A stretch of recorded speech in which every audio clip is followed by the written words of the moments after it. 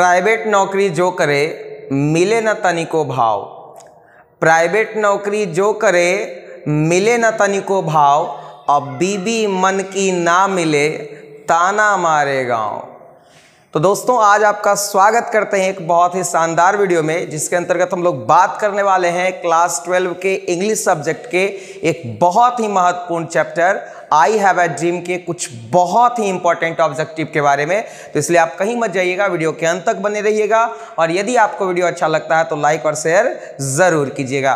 तो आइए आज के सेशन की शुरुआत इस शानदार क्वेश्चन के साथ करते हैं। आज का जो पहला प्रश्न है हमारा वो है The slum area densely populated by an isolated community is marked by।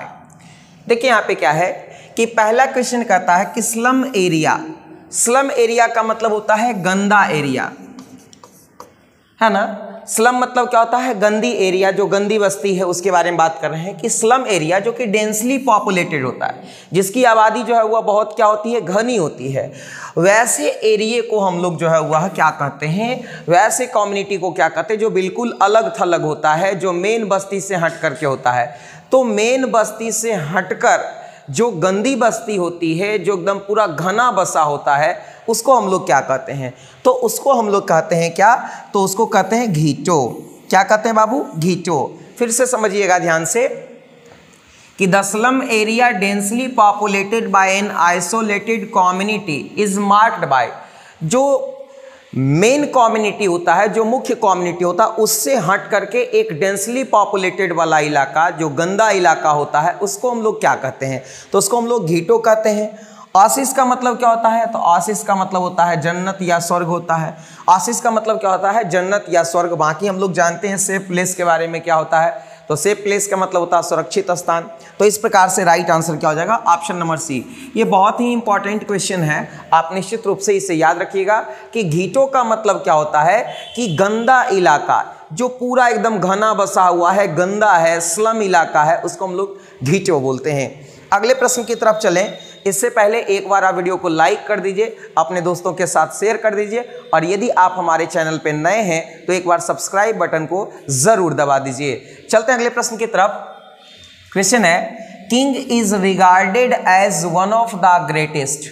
देखिए यहाँ पे क्या है? सुपरलेटिव डिग्री है, दी का प्रयोग किया गया है और यहाँ पे कहा जा रहा है कि मार्टिन लूथर किंग जूनियर को रिगार्ड किया जाता है, माना जाता है, सम्मानित किया जाता है। किस रूप में किया जाता है? तो देखिए मार्टिन लूथर किंग जूनियर जो है वह बहुत बड़े ओरेटर हैं। ओरेटर का मतलब क्या होता है बाबू? वक्ता होता है। ओरेटर का मतलब क्या होता है? वक्ता। ऑरेटर्स मतलब होता है वक्ता, यानी मार्टिन लूथर किंग जूनियर जो है वह बहुत बड़े वक्ता माने जाते हैं। ऐसा माना जाता है कि अमेरिकन हिस्ट्री के सबसे बड़े वक्ताओं में से एक हैं ये। कौन? Martin Luther King junior. Separatist का मतलब होता है अलगाववादी, जो देश को, समाज को बांटने की विचारधारा में विश्वास करता हो, उसको हम लोग क्या बोलते हैं? सेपरेटिस्ट यानी अलगाववादी। तो हमारा राइट आंसर क्या हो जाएगा? ऑप्शन नंबर डी, यानी मार्टिन लूथर किंग जूनियर को हम लोग जो है वह ग्रेट ऑरेटर मानते हैं, महान वक्ता मानते हैं। चलते हैं अगले प्रश्न की तरफ। हमारा अगला क्वेश्चन है द ऑथर एडवोकेट्स, यानी ये जो चैप्टर है आपका आई हैव अ ड्रीम, इसके जो लेखक हैं मार्टिन लूथर किंग जूनियर, ये वकालत करते हैं। किसकी वकालत करते हैं? लोगों से क्या करने की अपील करते हैं? तो मार्टिन लूथर किंग जूनियर जो है वह गांधी जी से प्रभावित थे। किससे प्रभावित थे बाबू? गांधी जी से। और गांधी जी जो है वह क्या है? नॉन वायलेंट स्ट्रगल की वकालत करते थे। तो जब Gandhi ji non violent struggle की वकालत करते थे तो उनके जो फॉलोअर थे मार्टिन लूथर किंग जूनियर, वो भी नॉन वायलेंट स्ट्रगल की वकालत करेंगे। तो यहाँ पे राइट आंसर क्या हो जाएगा? ऑप्शन नंबर 1, यानी द ऑथर एडवोकेट्स, यानी ऑथर मतलब Martin Luther King junior, advocates वकालत करते हैं। किस चीज की जो है वह क्या है? पक्ष रखते हैं। तो कहते हैं कि नॉन वायलेंट स्ट्रगल होना चाहिए, अहिंसक आंदोलन होना चाहिए, क्योंकि मार्टिन लूथर किंग जूनियर जो है वह inspired by Gandhi ji, inspired by Gandhi ji, वो महात्मा गांधी जी से जो है वह काफ़ी ज़्यादा क्या थे? प्रेरित थे, काफ़ी ज़्यादा क्या थे? प्रभावित थे। तो यहाँ पर राइट आंसर ऑप्शन नंबर 1 हो जाएगा। अगले प्रश्न की तरफ चलते हैं। हमारा क्वेश्चन है Martin Luther King junior was born in. देखिए यहाँ पे ध्यान से कि मार्टिन लूथर किंग जूनियर का जन्म कब हुआ था। तो मार्टिन लूथर किंग जूनियर का जो जन्म हुआ था वो 1929 यानी 1929 ईस्वी में हुआ था। कब हुआ था बाबू? 1929 ईस्वी में हुआ। थोड़ा सा बात हम लोग मार्टिन लूथर किंग जूनियर के बारे में कर लेते हैं। Martin Luther King junior civil right activist रहते हैं। क्या रहते हैं बाबू? सिविल राइट एक्टिविस्ट रहते हैं और ये निग्रो के लिए आवाज़ उठाते हैं। खुद भी निग्रो रहते हैं और ये निग्रोज के लिए जो है वह क्या उठाते हैं? आवाज़ उठाते हैं। निग्रो की जो अपीलिंग कंडीशन है उस कंडीशन की जो है वह स्थिति में सुधार चाहते हैं मार्टिन लूथर किंग जूनियर, ठीक है ना। और ये बहुत बड़े ओरेटर थे, बहुत बड़े क्या थे? वक्ता थे। ओरेटर मतलब क्या होता है? वक्ता होता है।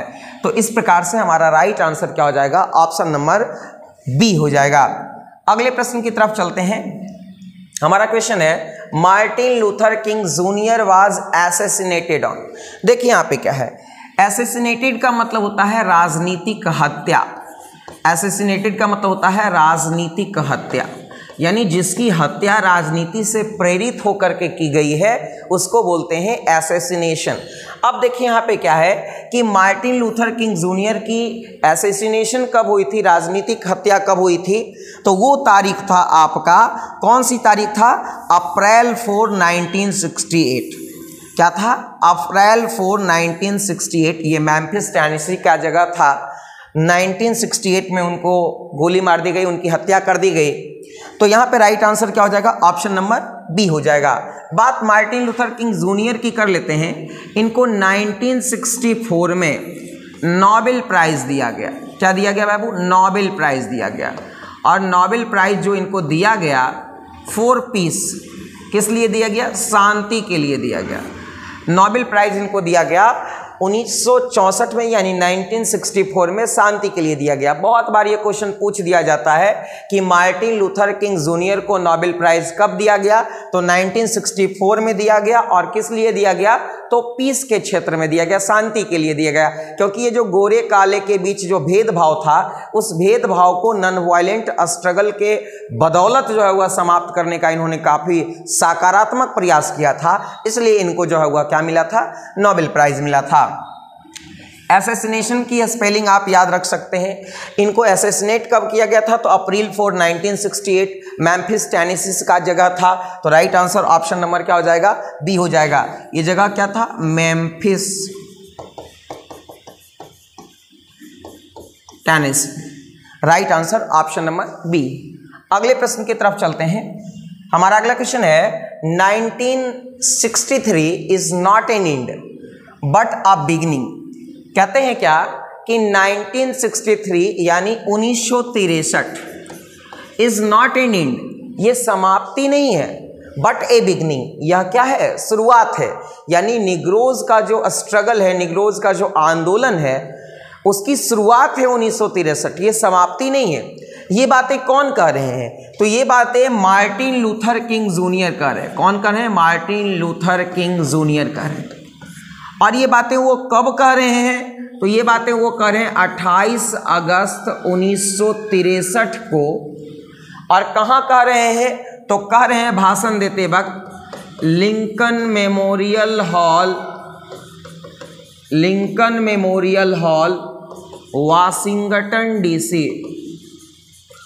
Lincoln memorial hall Washington DC में वो भाषण देते वक्त जो है वो ये बातें कह रहे हैं कि 1963 इज नॉट एन एंड, 1963 जो है वह समाप्ति नहीं है, बट ए बिगनिंग, सिर्फ क्या है? ये शुरुआत है, परंतु ये क्या है? शुरुआत है।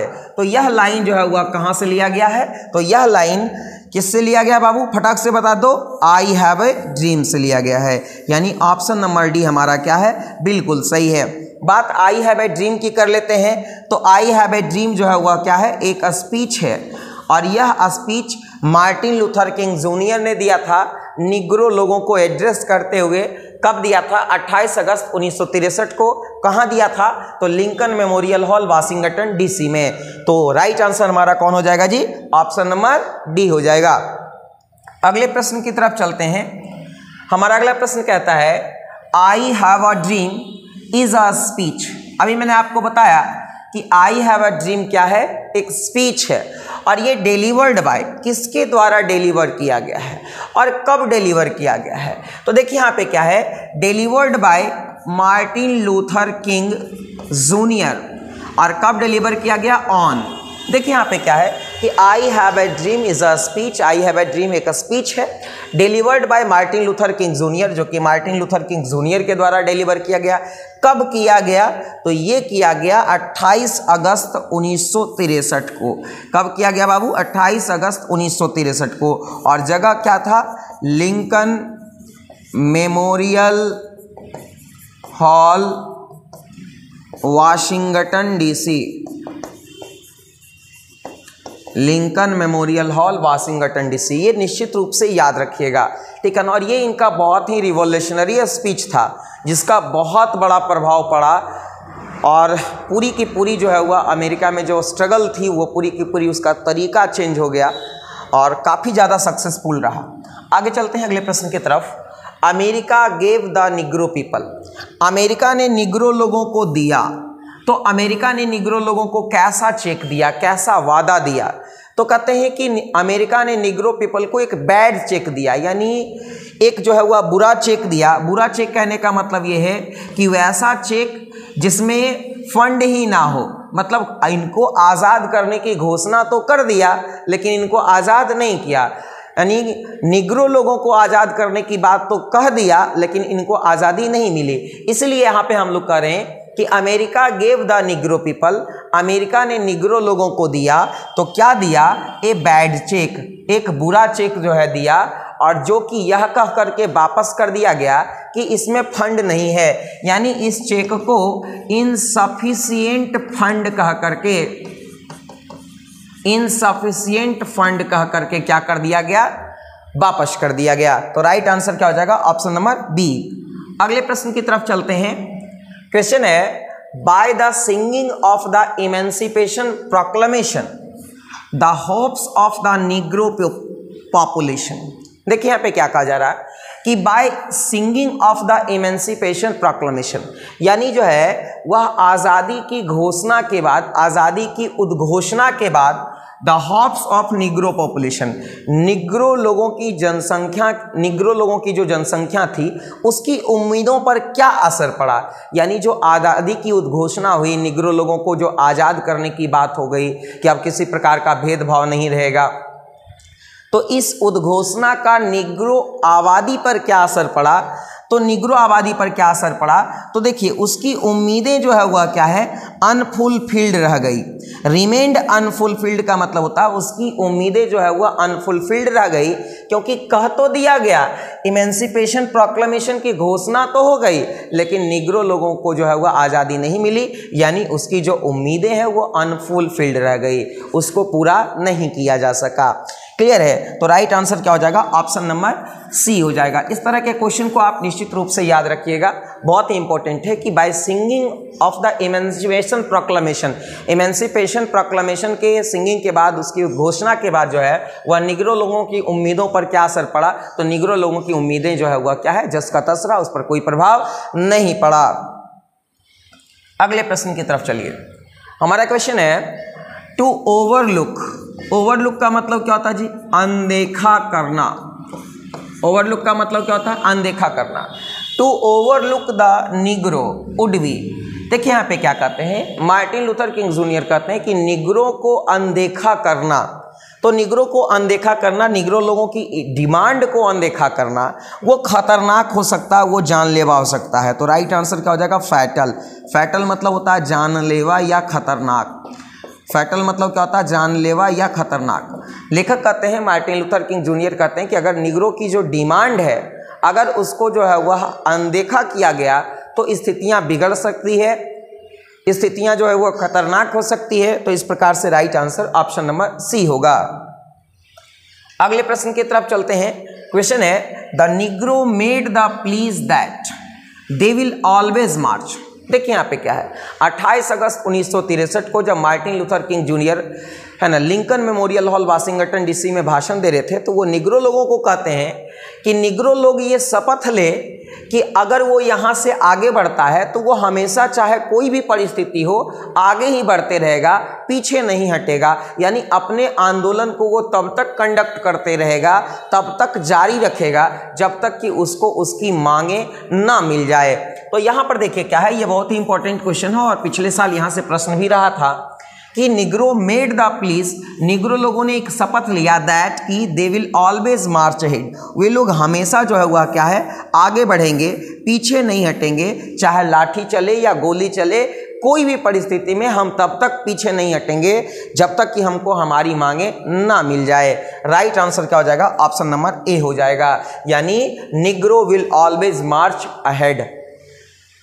आगे चलते हैं अगले प्रश्न की तरफ। क्वेश्चन है, how many times King repeats that we can not be satisfied.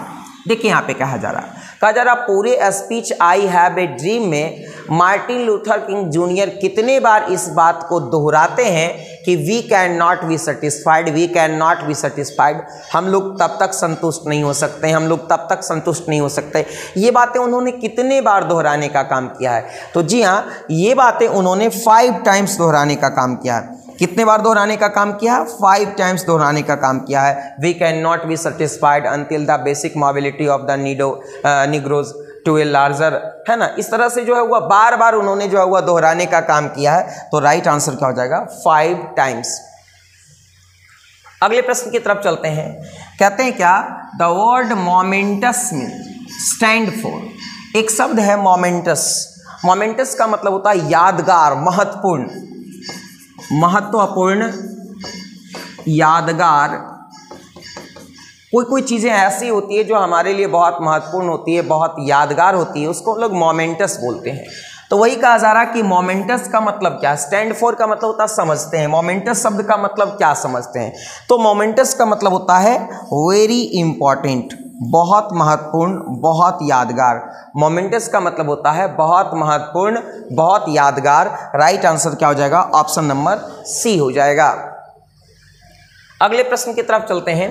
Question है, they had dream that one day they would, यानी दे यहाँ पे किसके लिए आया है, तो निग्रो लोगों के लिए आया है, निग्रोज के लिए आया है। किसके लिए आया है, निग्रोज के लिए। दे हैड ड्रीम यानी निग्रो लोगों के पास एक सपना था, निग्रो लोगों का एक सपना था, that one day they would, कि एक दिन वे लोग जो है वह क्या है, गेट देयर राइट्स, अपने अधिकार को प्राप्त करेंगे। यानी निग्रो लोगों को जो है एक विश्वास था, निग्रो लोगों को जो है वह एक सपना था कि एक दिन उनको उनका अधिकार मिलेगा, एक दिन वे लोग अपने अधिकार को पा करके रहेंगे, ठीक है ना।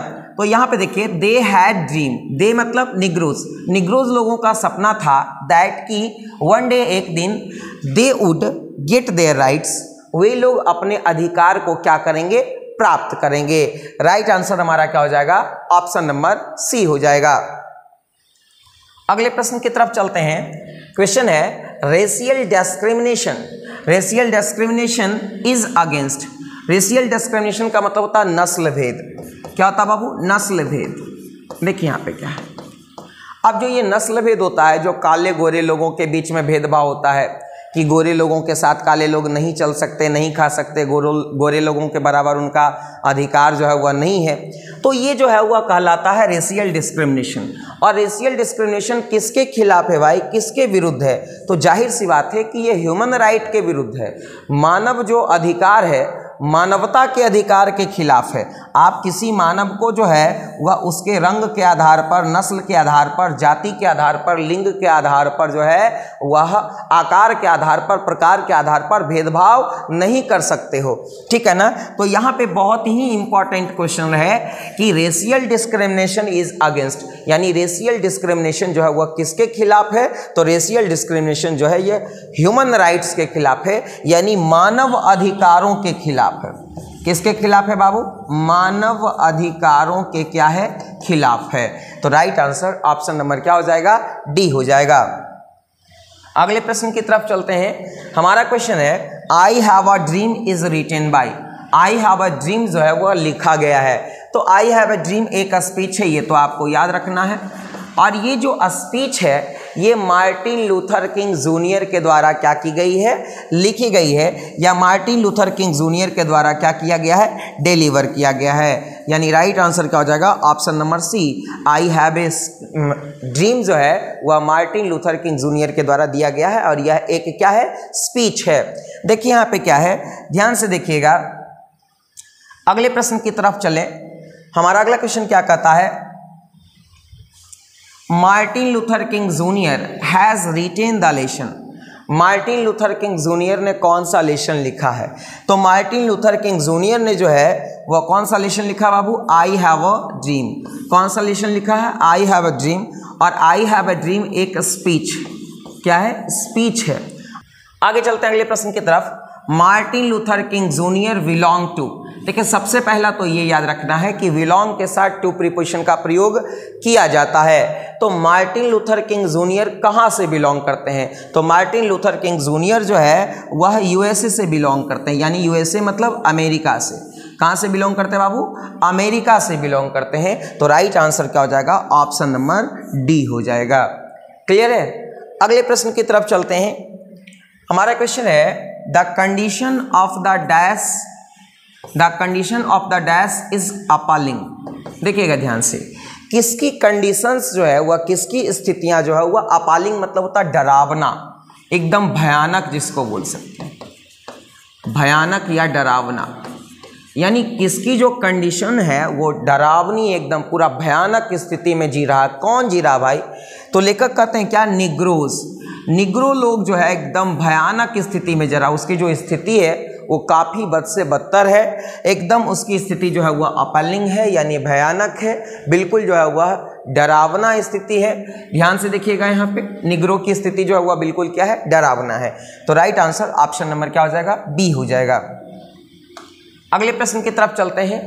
क्वेश्चन है dash is sweltering with the heat of injustice and operation. Operation का मतलब होता है उत्पीड़न और इनजस्टिस का मतलब होता है अन्याय। लेखक कहते हैं कि कौन सा ऐसा जगह है, कौन सा ऐसा मुल्क है जो एकदम जो है अन्याय और उत्पीड़न की गर्मी से एकदम जो है वह पिघल रहा है, एकदम परेशान है, ठीक है ना। कौन सा ऐसा जगह है जो अन्याय और उत्पीड़न की गर्मी को झेल रहा है, उससे एकदम परेशान है? तो हमारा राइट आंसर क्या हो जाएगा, तो राइट आंसर हो जाएगा मिसिसिपी। कौन हो जाएगा बाबू, मिसिसिपी। अब कहा देखिए, मिसिसिपी जो है वह एक डेजर्टेड स्टेट है। मिसिसिपी क्या है, एक डेजर्टेड स्टेट है। और मिसिसिपी जो है वह क्या है बाबू, तो वो जो है वह इनजस्टिस यानी अन्याय और ऑपरेशन यानी उत्पीड़न, अन्याय और उत्पीड़न की गर्मी को एकदम झेलते झेलते परेशान हो गया। यानी जो रेशियल डिस्क्रिमिनेशन है, जो भेदभाव है, उससे बहुत ज़्यादा प्रभावित है। क्लियर है? राइट आंसर क्या हो जाएगा, मिसिसिपी। अगले प्रश्न की तरफ चलते हैं। क्वेश्चन है dash was a great orator. कौन महान वक्ता, महान वक्ता कौन थे? नीचे बहुत सारे लोगों का नाम है, इनमें से पूछा जा रहा है महान वक्ता के रूप में किन्हें जाना जाता है। तो देखिए यहाँ पे क्या है, मार्टिन लूथर किंग जूनियर जी, मार्टिन लूथर किंग जूनियर को महान वक्ता माना जाता है, ग्रेट ऑरेटर माना जाता है। राइट आंसर क्या हो जाएगा, ऑप्शन नंबर सी हो जाएगा। बात हम लोग पर्ल एस बक की कर लेते हैं। तो पर्ल एस बक को 1938 में नोबेल प्राइज मिला था, और वो भी किस क्षेत्र में मिला था, लिटरेचर के क्षेत्र में। किस क्षेत्र में मिला था, लिटरेचर के क्षेत्र में। और मार्टिन लूथर किंग जूनियर को कब मिला नोबेल प्राइज, 1964 में। बात समझ में आ रहा है? सिगानोया ने कौन सी चैप्टर लिखी, तो द आर्टिस्ट। क्या लिखा, द आर्टिस्ट। और जर्मन ग्रीड किसने लिखा, ए चाइल्ड इज बॉर्न, है ना। और जर्मन ग्रीड कैसे राइटर रहते हैं, तो फेमिनिस्ट राइटर रहते हैं। कैसे राइटर रहते हैं बाबू, फेमिनिस्ट राइटर रहते हैं। और सिगानोया क्या रहते हैं, तो सिगानोया सिर्फ एक शॉर्ट स्टोरी राइटर रहते हैं। तो राइट आंसर हमारा क्या हो जाएगा? राइट आंसर हमारा हो जाएगा ऑप्शन नंबर सी। एकदम पूरा ध्यान से देखिएगा, वीडियो को अंत तक देखिएगा, वीडियो को स्किप मत कीजिएगा। बहुत सारा इंपॉर्टेंट कंटेंट इसमें दिया गया और मैं बहुत सारे इंपॉर्टेंट कंटेंट आपको बताने वाला हूं, तो आप एकदम कहीं मत जाइएगा, यहीं चिपके रहिएगा वीडियो के साथ। चलते हम लोग अगले प्रश्न की तरफ। हमारा अगला क्वेश्चन है, Martin Luther King junior was a, Martin Luther King junior थे, तो मार्टिन लूथर किंग जूनियर जो है वह अमेरिकन थे और वो निग्रो कम्युनिटी से बिलोंग करते थे। तो क्या हो जाएगा राइट आंसर? ऑप्शन नंबर 1 हो जाएगा, यानी मार्टिन लूथर किंग जूनियर जो है वह अमेरिकन थे और निग्रो कम्युनिटी से क्या करते थे? बिलोंग करते थे। राइट आंसर ऑप्शन नंबर क्या हो जाएगा? ए हो जाएगा। अगले प्रश्न की तरफ चलते हैं। क्वेश्चन है, Nobel prize for peace was given to Martin Luther King junior in, यानी यहाँ पे प्रश्न कह रहा है कि नोबेल प्राइज फॉर पीस, शांति के लिए नोबेल प्राइज वाज गिवन, दिया गया to Martin Luther King junior, Martin Luther King junior को इन कब दिया गया भाई? तो 1964 में, 1964 में। और उस समय ऐसा माना जाता था कि ये सबसे यंगेस्ट व्यक्ति थे जिनको नोबेल प्राइज मिला था। क्लियर है ना? राइट आंसर 1964, यानी ऑप्शन नंबर क्या हो जाएगा? बी हो जाएगा। आगे चलते हैं। Negroes are the former dash of America, Negroes जो है वह, फॉर्मर मतलब होता है पहले का, फॉर्मर मतलब होता है पहले का, और लेटर मतलब होता है बाद का, LATTER, लेटर मतलब होता है बाद का और फॉर्मर मतलब होता है पहले का। तो कहा जा रहा है क्या कि Negroes are the former dash of America, Negroes जो है वह अमेरिका के पहले क्या थे? तो अमेरिका के पहले वो गुलाम थे, अमेरिका के गुलाम थे, farmer slaves of America, America के पहले वो गुलाम थे, ठीक है ना, उनको गुलाम की तरह ट्रीट किया जाता था, है ना, स्लेव्स। राइट आंसर क्या हो जाएगा? Option number C. चलते हम लोग अगले प्रश्न की तरफ। बिल्कुल मजेदार प्रश्न है, dash is a desert state of the USA का डेजर्टेड स्टेट कौन सा है? तो अभी मैंने बताया कि यूएसए का डेजर्टेड स्टेट जो है वह क्या है? वो मिसिसिपी है ना, क्या है? मिसिसिपी। कौन सा राइट आंसर हो जाएगा? ऑप्शन नंबर 1 हो जाएगा। अब देखिए यहाँ पे क्या है कि Martin Luther King junior wants to see Alabama as a developed state, यानी मार्टिन लूथर किंग जूनियर चाहते थे कि अलाबामा जो है वह एक डेवलप्ड स्टेट बने, अलाबामा जो है वह एक विकसित राज्य बने। तो राइट आंसर हो जाएगा ऑप्शन नंबर 1। अगले प्रश्न की तरफ चलते हैं। क्वेश्चन है, Martin Luther King junior had dash children, Martin Luther King junior को कितने बच्चे थे? तो देखिए उन्होंने जिक्र किया कि आई हैव 4 चिल्ड्रेन, ठीक है ना, ऑल ऑफ माई 4 चिल्ड्रेन। तो देखिए यहाँ पे क्या है कि यहाँ पर राइट आंसर क्या हो जाएगा? ऑप्शन नंबर डी, यानी मार्टिन लूथर किंग जूनियर को कितने बच्चे थे? तो 4 बच्चे थे, all of my 4 children. Clear है? यानी right answer option number D. अगले प्रश्न की तरफ चलिए। Dash advocates non violent struggle, non violent struggle की वकालत कौन करते हैं? तो नॉन वायलेंट स्ट्रगल की वकालत जो है वह मार्टिन लूथर किंग जूनियर करते। कौन करते बाबू? Martin Luther King junior. यही अहिंसक आंदोलन की वकालत करते हैं, क्योंकि ये मार्टिन लूथर किंग जूनियर जो है इंस्पायर्ड बाय गांधी जी, किनसे प्रभावित थे? गांधी जी से प्रभावित थे, और गांधी जी तो सत्य अहिंसा के पुजारी थे, इसलिए मार्टिन लूथर किंग जूनियर भी मानते हैं कि कोई भी जो है वह चीज़, कोई भी बड़ा से बड़ा आंदोलन जो है वह अहिंसक तरीके से, शांतिपूर्ण तरीके से किया जा सकता है। अगले प्रश्न की तरफ चलते हैं। Martin Luther King junior loves the white, यहाँ पे देखिए मार्टिन लूथर किंग जूनियर किसको प्यार करते हैं? तो मार्टिन लूथर किंग जूनियर जो है वो वाइट अमेरिकन को प्यार करते हैं, यानी अमेरिका के जो गोरे लोग हैं उनको मार्टिन लूथर किंग जूनियर प्यार करते हैं, वो नफरत नहीं करते हैं, क्योंकि इनका मानना है कि नफरत को नफरत से नहीं जीता जा सकता है, नफरत को मोहब्बत से जीता जा सकता है। यही पैगाम ये देने की कोशिश कर रहे हैं कि गोरे लोग इनसे नफरत करते हैं, बावजूद ये गोरे अमेरिकी से क्या करते हैं? मोहब्बत करते हैं। चलते हैं अगले प्रश्न की तरफ। हमारा क्वेश्चन है Martin Luther King junior was Martin Luther King junior थे। तो देखिए यहाँ पे क्या है, Martin Luther King junior civil right activist. क्या थे बाबू? Civil right activist. इसके पहले ये बैप्टिस्ट मिनिस्टर के रूप में काम करते थे, बैप्टिस्ट मिनिस्टर के रूप में, यानी ईसाई धर्म में जो प्रचारक की भूमिका में होते हैं उनको हम लोग बैप्टिस्ट मिनिस्टर कहते हैं। सबसे पहले ये क्या थे? तो बैप्टिस्ट मिनिस्टर थे। बाद में जो है वो उनको लगा कि नहीं, निग्रो की लड़ाई के लिए हमको आगे आना चाहिए, तो वो सिविल राइट एक्टिविस्ट बन गए और निग्रो की आवाज़ बनकर सामने आए। तो राइट आंसर हमारा ऑप्शन नंबर क्या हो जाएगा? बी हो जाएगा। अगले प्रश्न की तरफ चलिए।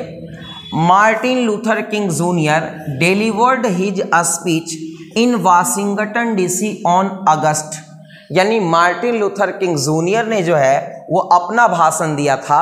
कहाँ दिया था? वाशिंगटन डीसी में, Lincoln memorial hall Washington DC में। वो जगह कौन सा था? Lincoln memorial hall Washington DC में दिया था। और कब दिया था?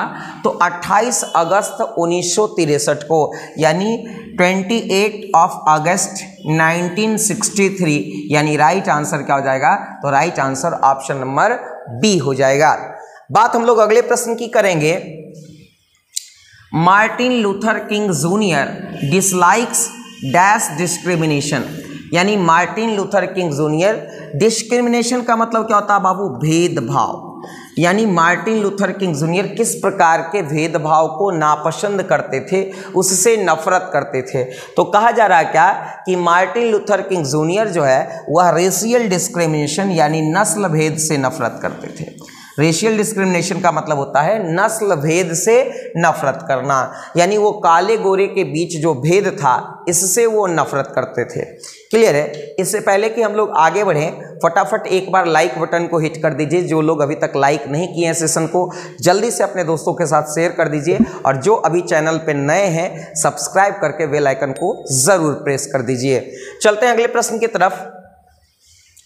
आई have a dream is a speech delivered by, I have a dream जो एक स्पीच है ये दिया गया है। तो किन के द्वारा दिया गया है? तो ये स्पीच जो है वह डिलीवर किया गया है मार्टिन लूथर किंग जूनियर के द्वारा। किसके द्वारा बाबू? मार्टिन लूथर किंग जूनियर के द्वारा, यानी राइट आंसर ऑप्शन नंबर क्या हो जाएगा हमारा? डी हो जाएगा। अगले प्रश्न की तरफ चलते हैं।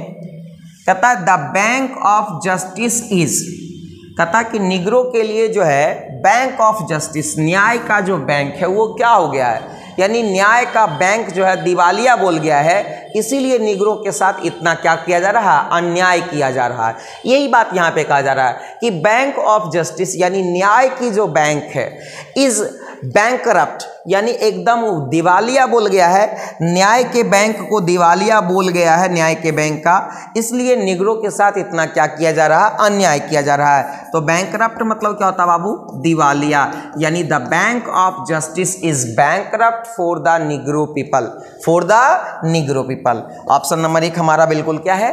सही जवाब है। आगे चलते हैं अगले प्रश्न की तरफ। Dash has given the Negro people a bad check which has come back marked insufficient fund। देखिए यहाँ पे क्या है, ध्यान से देखिएगा कि किसने जो है वह निग्रो पीपल को एक बुरा चेक थमा दिया, एक जो है वह ठगने वाला चेक थमा दिया, जो कि यह कह करके लौटा दिया गया कि इसमें तो फंड ही नहीं है। मतलब है किसने उस घोषणा किया कि मैं तुमको आज़ाद कर दूंगा, और निग्रो की उम्मीदें जगी, लेकिन वो आज़ाद नहीं हो, उनको ठग दिया गया।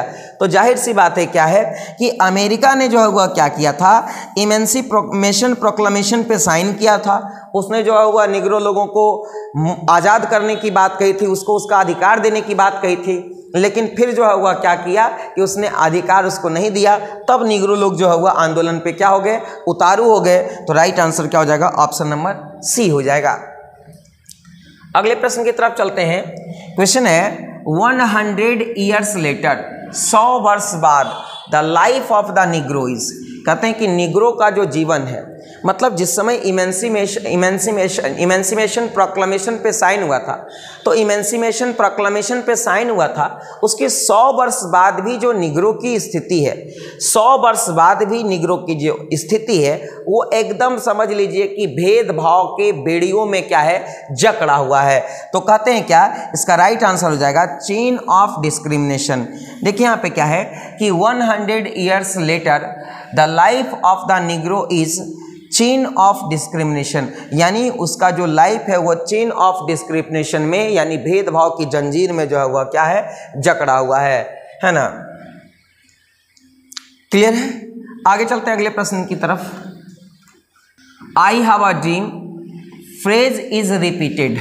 आई हैव ए ड्रीम को कितनी बार रिपीट किया गया है, यानी इस चैप्टर में आई हैव ए ड्रीम को कितनी बार रिपीट किया गया बाबू, तो 9 टाइम्स। कितने टाइम्स रिपीट किया गया है, 9 टाइम्स, यानी ऑप्शन नंबर बी हमारा क्या है, सही जवाब है।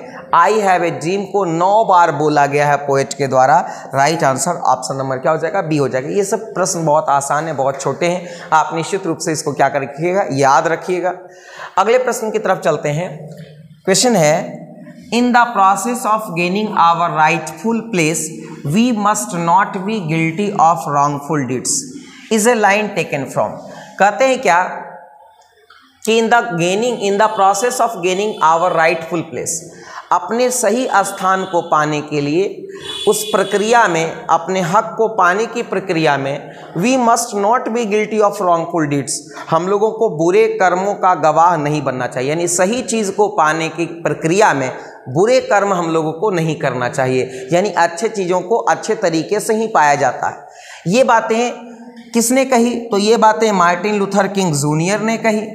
किसने कही बाबू, मार्टिन लूथर किंग जूनियर ने कही। और किस चैप्टर में कही, तो आई हैव ए ड्रीम में कही।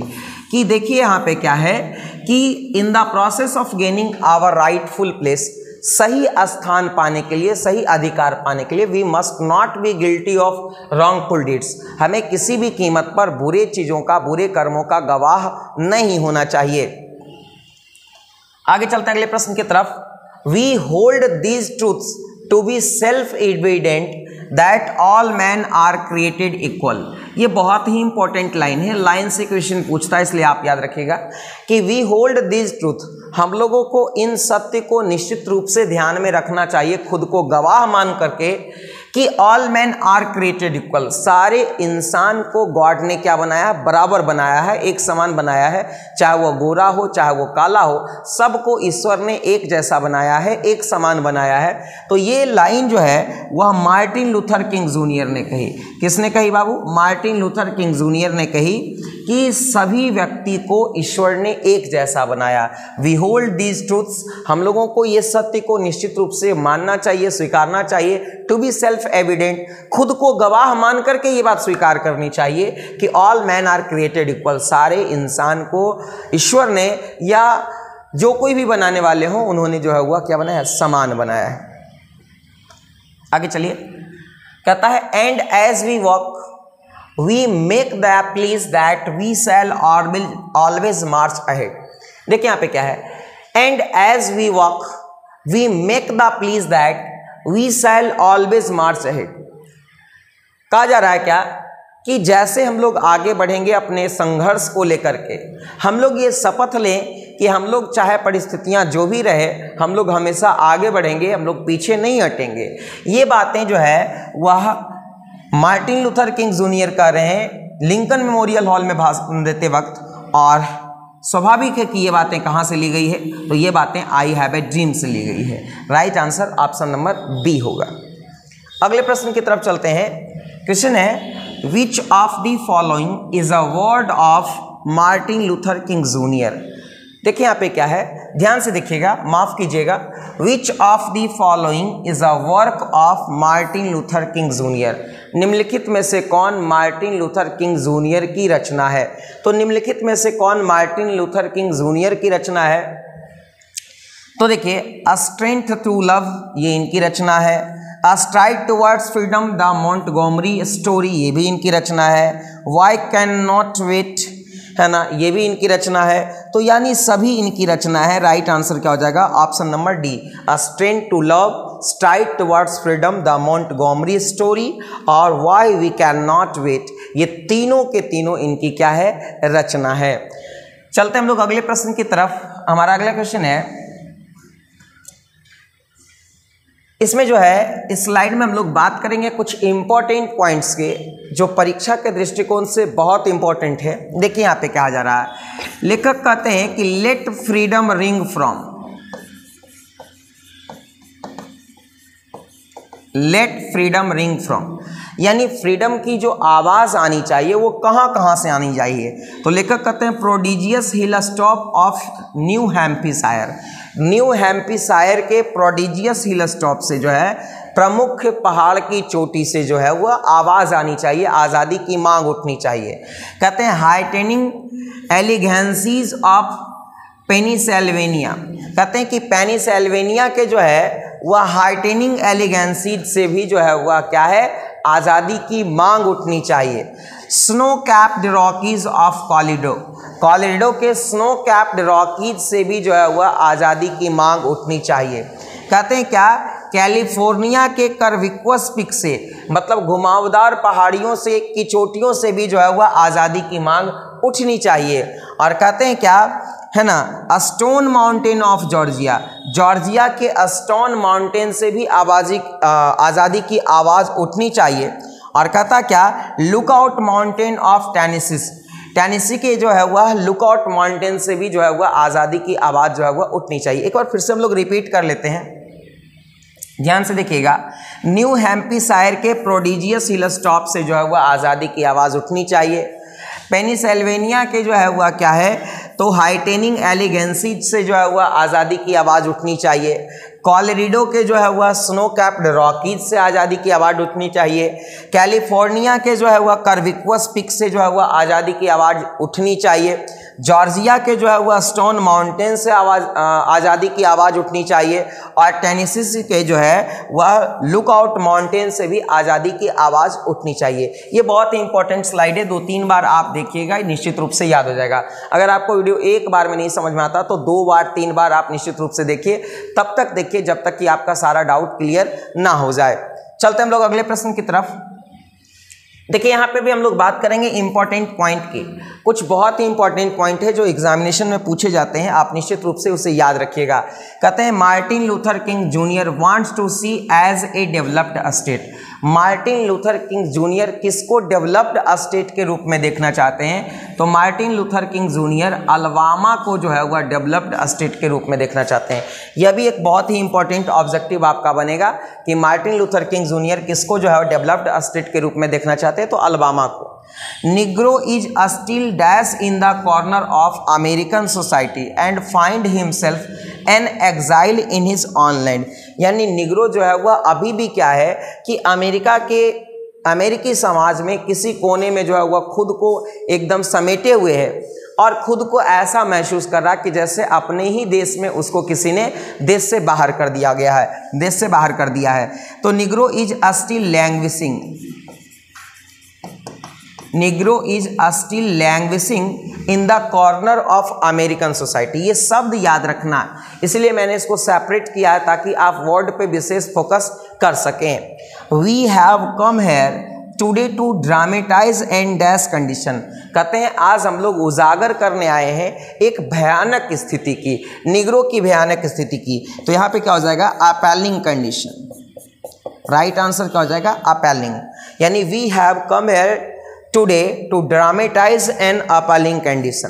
क्लियर है, ये शब्द याद रखिएगा यहाँ से, अलबामा, लैंग्विशिंग और अपैलिंग, निश्चित रूप से इसे आप याद रखेंगे। अगले स्लाइड की तरफ हम लोग चलते हैं। यहाँ पे भी हम लोग कुछ इंपॉर्टेंट क्वेश्चन को देखेंगे। कहता we have also come to this dash spot to remind America of the fires urgency of now, कहते हैं कि we have also come to this hallowed spot, मतलब मैं ये जो हॉल नुमा स्पेस है वहाँ पे जो जमा हुए हैं वो ये बताने के लिए जमा हुए हैं कि भैया अब एकदम जो है वह निश्चित रूप से आवश्यक है निग्रो को आज़ाद करना, और अगर अभी इसको आप नहीं समझेंगे तो फिर आपको परेशानी का सामना करना पड़ सकता है। तो यहाँ पर राइट आंसर क्या हो जाएगा, हॉलोड स्पेस। हॉलोड स्पेस का मतलब होता है, या हॉलोड स्पॉट का मतलब होता है एकदम हॉल जैसा जगह, बड़ा जगह। We will not be satisfied until justice rolls down like water and dash like a mighty stream। यहाँ पे जो शब्द बनाएगा, कहते हैं मार्टिन लूथर किंग जूनियर कि हम लोग तब तक संतुष्ट नहीं होंगे जब तक कि जो है न्याय जो है वह उसी प्रकार से मिले जैसे झरने का पानी जो है वह सबको एक जैसा मिलता है, संत के जैसा, जैसे संत का प्रभाव सब पे समान होता उसी प्रकार से। तो यहाँ पे शब्द हो जाएगा राइचसनेस। देखिएगा यहाँ पे राइचसनेस क्या हो जाएगा बाबू, righteousness like a mighty stream. बहुत ही इंपॉर्टेंट है सारा का सारा, आप निश्चित रूप से इसे याद रखिएगा। चलते हैं अगले प्रश्न की तरफ।